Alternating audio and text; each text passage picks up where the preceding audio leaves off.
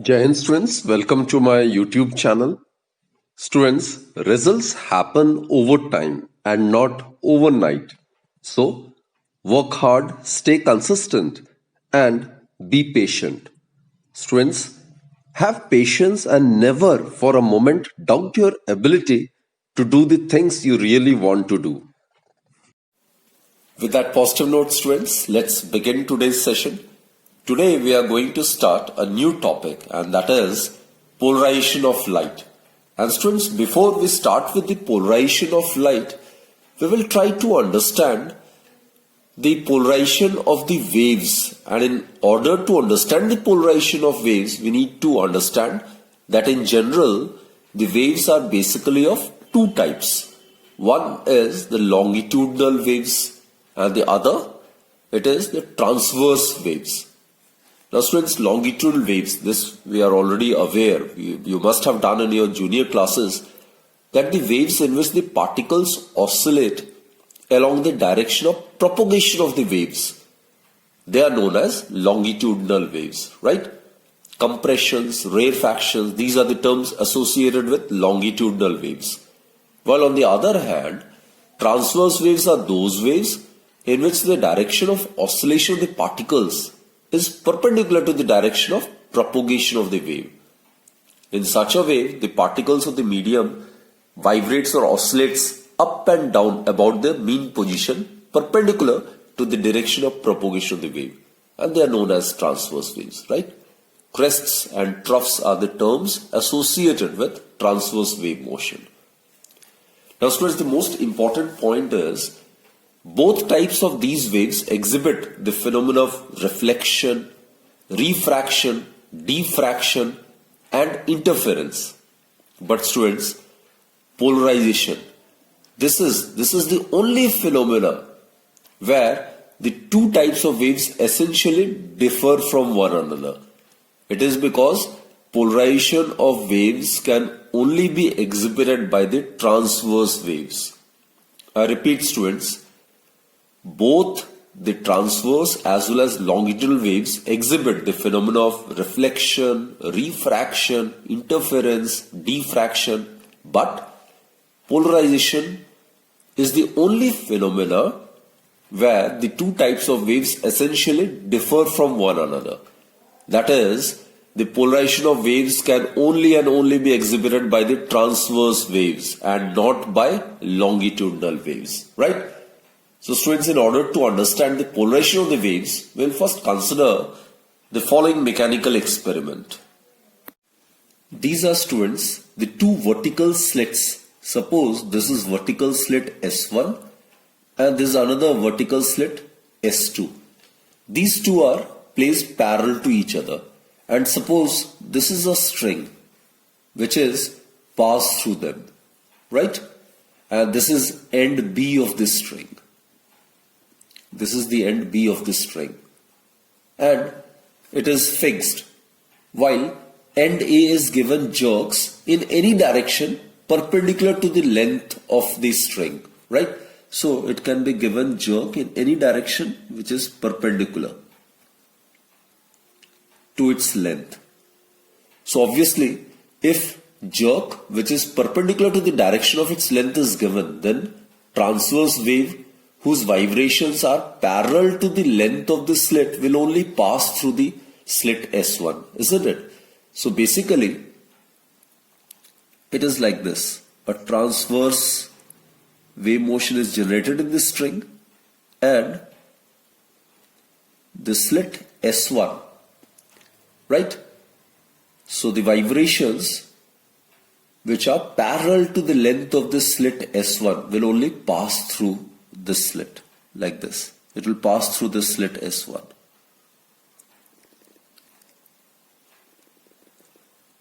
And students, if the slit S2 is parallel to S1, in this case, slit S1 is considered to be parallel to S2, then what happens is, then the vibrations will also pass through slit S2 as well, like this. So here, the amplitude of vibrations will remain unaffected. So here the amplitude of vibrations will remain unaffected.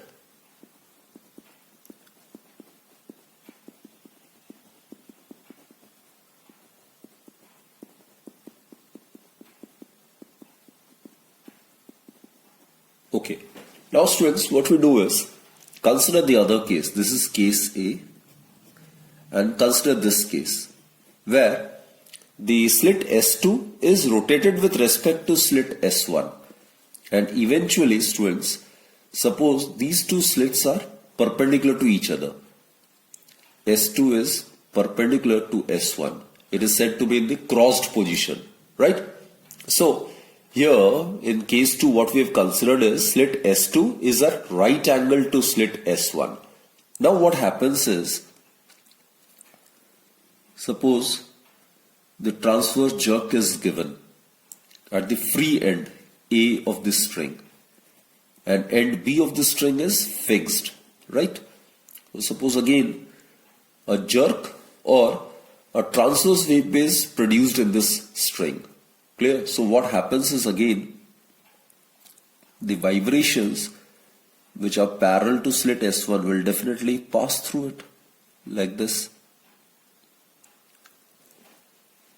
So the transverse waves whose vibrations are parallel to the length of the slit will pass through the slit S1 like this.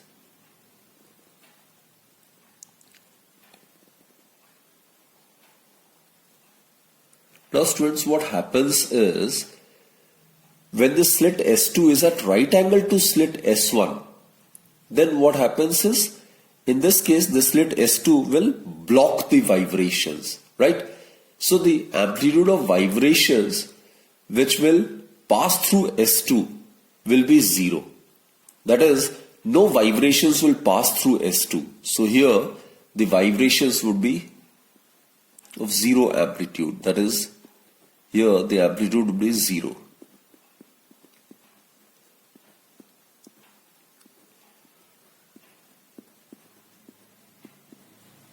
Clear? Now students, if instead of producing transverse vibrations, if we produce longitudinal vibrations in the strings at point A, then the vibrations will pass through the slit S2 irrespective of the fact that the slits S1, S2 are parallel or are at right angle to each other. Because in the case of transverse wave motion students, the vibrations are along the length of the direction of propagation of the wave, which is the length of the string. So it is immaterial whether the slits S1, S2 are parallel or S1, S2 are perpendicular to each other. In both the cases, the amplitude of vibrations in the case of longitudinal wave motion will remain unaffected. Clear students?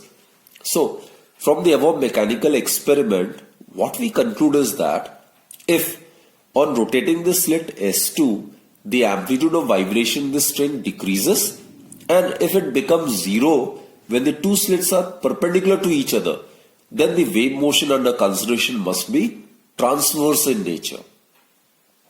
Students, on the other hand, what we have discussed is if the amplitude of vibration remains unaffected in both the cases, that is, even if these two slits are parallel to each other or they are perpendicular to each other, then if the amplitude of vibrations remains unaffected in both the cases, then the wave motion must be a longitudinal one. Now students, a nickel or a tourmaline crystal cut parallel to its crystallographic axis behaves in a similar manner for light waves as the slit does in case of the wave motion produced in the case of a string. Clear? Suppose students, this is a nickel or a tourmaline crystal. It is a nickel or a tourmaline crystal. It has got a characteristic crystallographic axis. It allows only those vibrations to pass through them which are parallel to its crystallographic axis. So suppose these are the two crystals either Nicol crystal or Tomlin crystal. Let us represent it by C1 and C2. In the first case, they are placed parallel to each other. Their crystallographic axes are parallel to each other. While in the second case, the crystallographic axes are perpendicular to each other. That is, they are in the crossed position. This dotted line, it represents crystallographic axis. It represents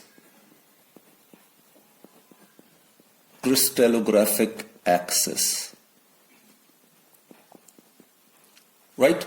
So, let us consider case 1 when the crystallographic axis of both the Nicol or the Tomlin crystals are parallel to each other. Right?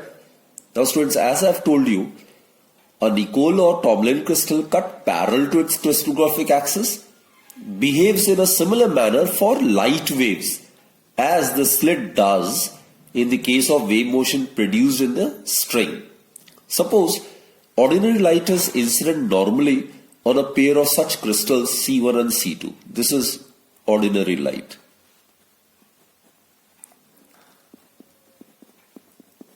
This is suppose the ordinary light. Right? And it is incident normally on a pair of crystals C1 and C2 which are placed parallel to each other. Now, it is observed that the intensity of emergent light, this is the emergent light, and intensity of the emergent light is maximum when the axes of the two crystals are parallel. Right? So when the crystals are placed in such a manner that their crystallographic axes are parallel, then the intensity of the emergent light is found to be maximum. So here, intensity of light will remain unaffected. Light unaffected means here the intensity will be maximum. Intensity of the light would be maximum. Right? On the other hand, students, the intensity of the light is found to be minimum when the two axes of the crystals are perpendicular or at right angle to each other. Right? In this case, when the two prisms or the Nicol prism or Tomlin crystals are placed in such a manner that their crystallographic axes are perpendicular to each other, then what happens is the crystal C2, whose axis is perpendicular to the direction of propagation of the light wave, it blocks the light. Right? It does not allow the light to pass through it. So here there is no light. So the intensity of the light emerging would be 0. So students, comparing these two, right? Here, if they are parallel to each other, then the intensity of the light is found to be maximum. Here, if C2 is rotated with respect to C1, the intensity goes on decreasing. And eventually, when it is at right angle to C1, then no light is passing through C2. That is, the intensity of the emerging light becomes 0. So in view of the mechanical experiment discussed by using waves produced in a string and considering these two slits, it follows that light is of transverse nature. Light is a transverse wave motion.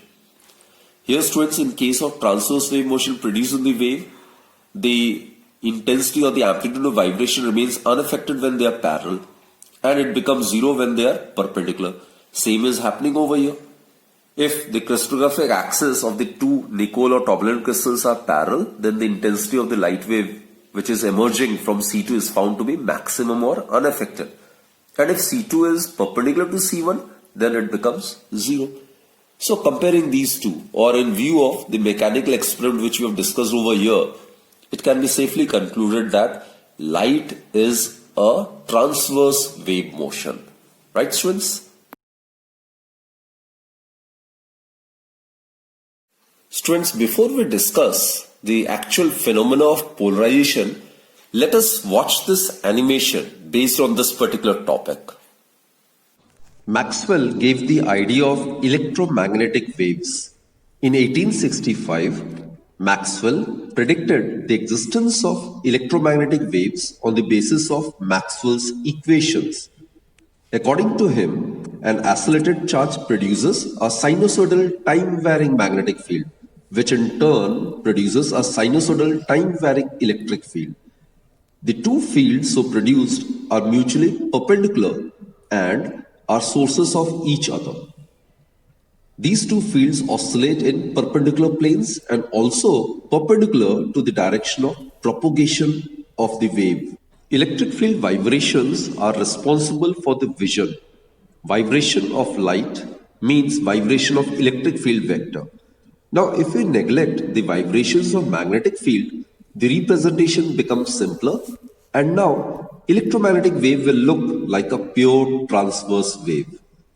Every vibrations will have a particular plane of oscillation. The oscillations can be in this direction, and even in this direction. The electromagnetic waves are produced by excited atoms. A particular atom may produce electric field vibrations in this direction. Its neighbors may produce vibrations in this direction. And similarly, different atoms of a material can produce vibrations in variety of directions.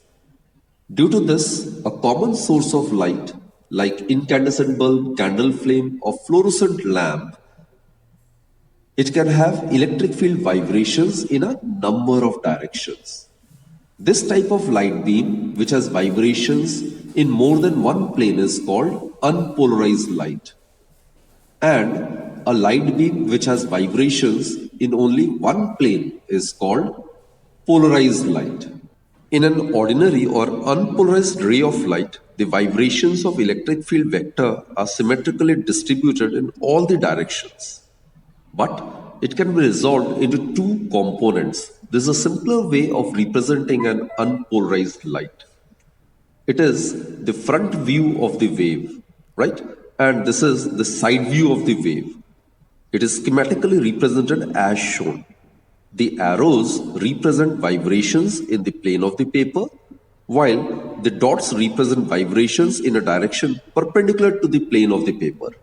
So students, what we have watched in the animation is that in an ordinary or unpolarized light, the vibrations of electric field vector are symmetrically distributed in all the directions, but perpendicular to the direction of propagation of the wave, right?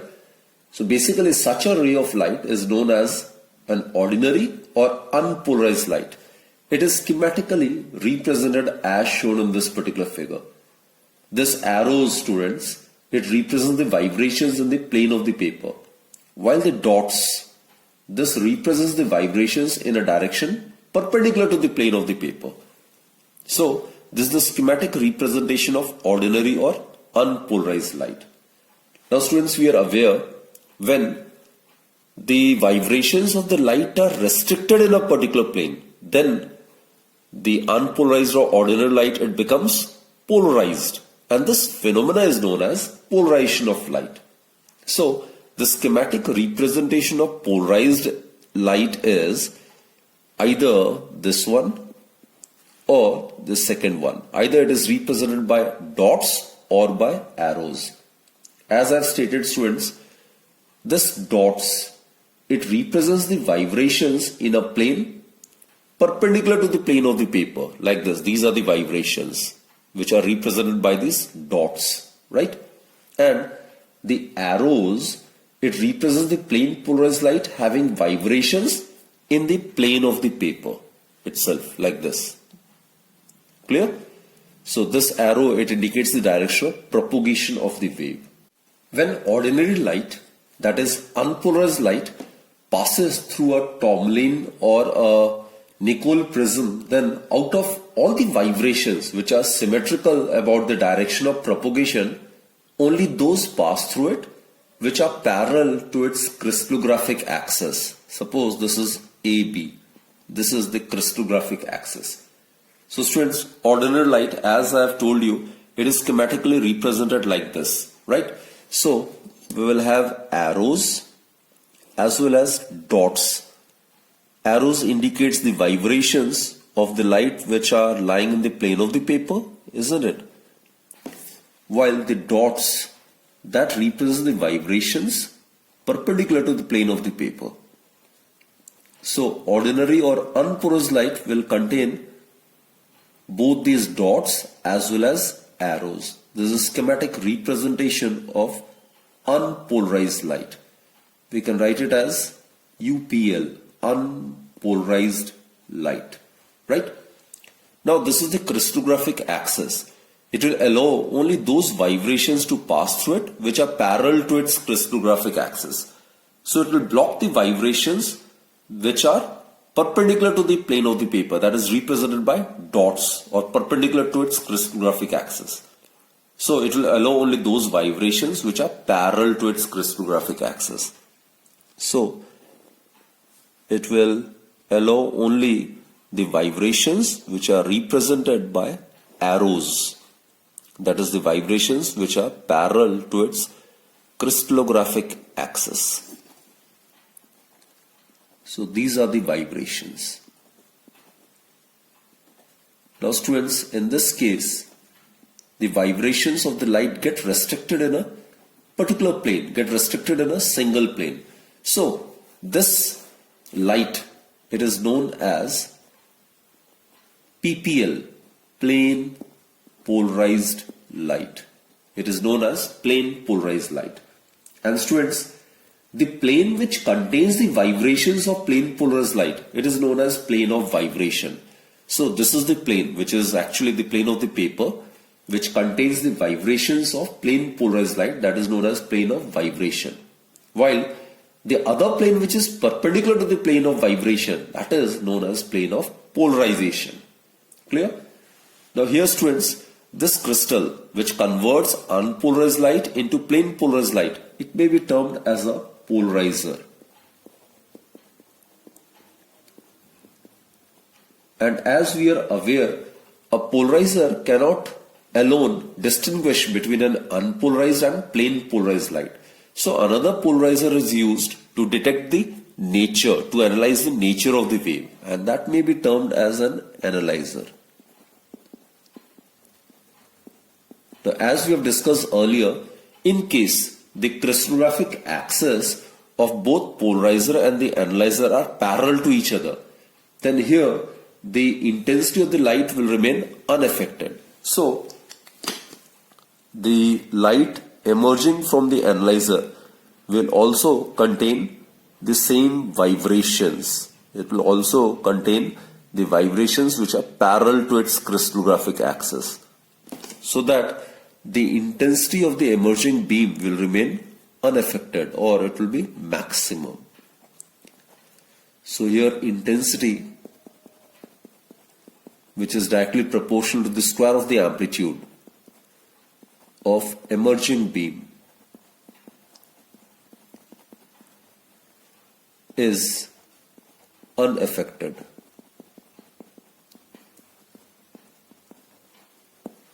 While students, on the other hand, as the analyzer is rotated with respect to the polarizer, then the intensity of the emerging beam keeps on decreasing. And eventually and ultimately, when the analyzer and the polarizer are at crossed position. Crossed position means when their crystallographic axes are perpendicular to each other. This is the crossed position. In this case, it is found that the intensity of light is zero. That is, no light passes through it, right? Let's see over here. So as I have told you, this is the ordinary or unpolarized light. It will contain vibrations which are represented by both dots as well as by arrows, right? It will be represented by both dots as well as by arrows. Dots represents the vibrations which are perpendicular to the plane of the paper, while the arrows represents vibrations of the electric field vector which are in the plane, of the paper, right? This is the polarizer. This is the polarizer, and this is its characteristic crystallographic axis. It will allow only those vibrations which are parallel to its crystallographic axis. So it will allow only those vibrations which are represented by arrows, like this. it will block the vibrations which are perpendicular to its crystallographic axis.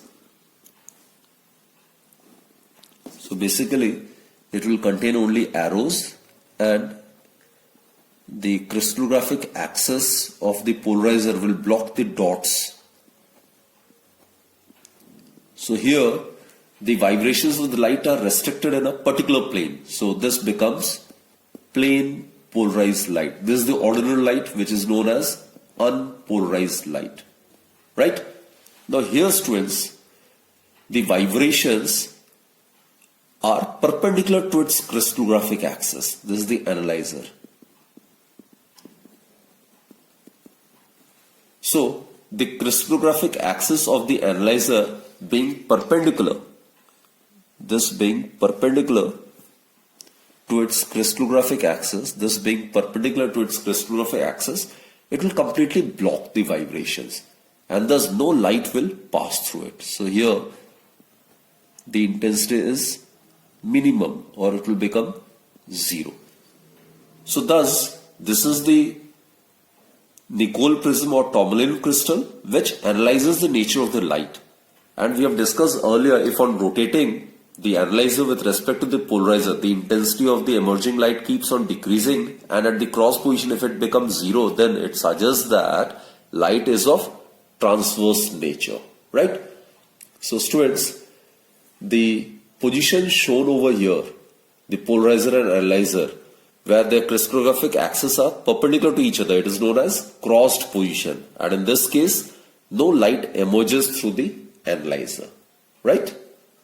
Students, what we have discussed is, in a linearly polarized or plane polarized light, the vibrations of the light electric field vector are confined or restricted only to one direction in a plane and at right angles to the direction of propagation of the propagating light wave, right?